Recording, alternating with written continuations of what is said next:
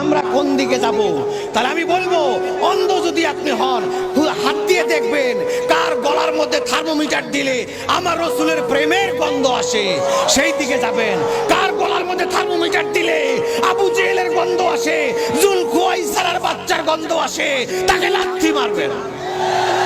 এটা হলো রাসূল প্রেমিক। বুখারী শরীফ চোখে দেখে না, বুখারী আলিয়া মাদ্রাসায় পড়া হয়, বুখারী কওমিতেও পড়া হয়, কিন্তু একজনের বুখারী পড়লে কলিজায় নূর আসে, আরেকজনের বুখারী পড়লে জ্বর আসে। বেশ কম, এটাই ঠিক না বেটি?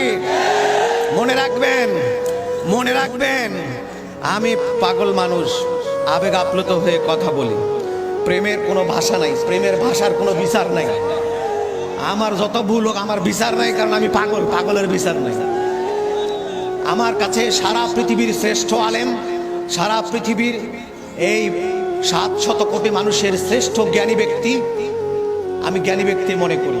কিন্তু যখন তার জ্ঞানের মধ্যে আমার রাসূলের আদব আর প্রেম নাই, আমি আমার জুতার সুতলা মনে করি। এটা আমার পাগলামি বলেন আর যাই বলেন।